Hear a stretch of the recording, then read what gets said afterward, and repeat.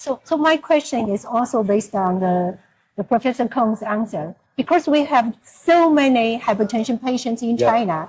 So do you think the next generations, what kinds of things is much important for Chinese doctors to control the blood pressure? Should we use a smart monitoring? Or maybe we hope for the precising drugs? Or maybe such kind of device will be invented by Professor Kong?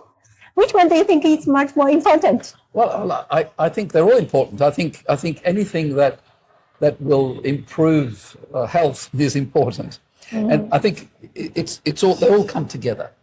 I think good monitoring, good science in understanding how some of the background of the physiological mechanism of why this works is important. So basic science is important to understand the mechanisms, and also then reliability on a procedure, and reliability on blood pressure measurement as well. That's what we're saying.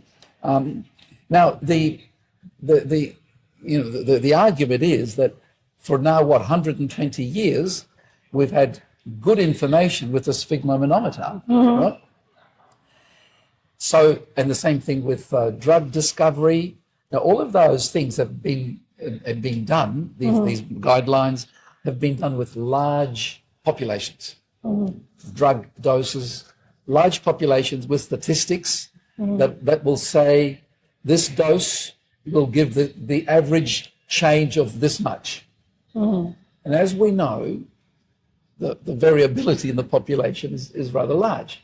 Of course, human beings have got some range. For example, height, we're all different heights, but we're not very small and we're not very big.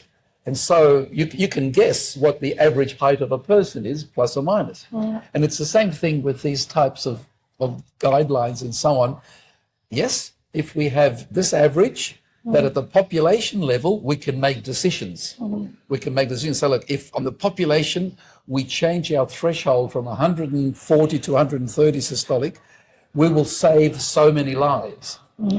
Now we're getting into the personalized everything. Everything is personalized.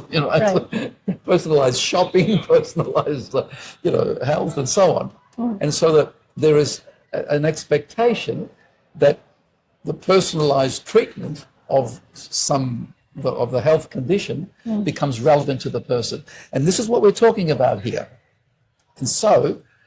And it's becoming challenging in so many ways. The question is, do these AI models, will there be enough data at some point? Not now, it's maybe still a bit too early. We're still collecting data. And remember, all of these models are trained on labeled data. The data has to be labeled according to the condition. And that's another problem, that the fiduciality of the labeling to make sure. But I think these things are sort of they're like admin problems. The real problem is, how do we trust all of these devices and systems such that when the doctor sees a patient, the doctor will make the right decision for that patient. 科学 truth，东方问道。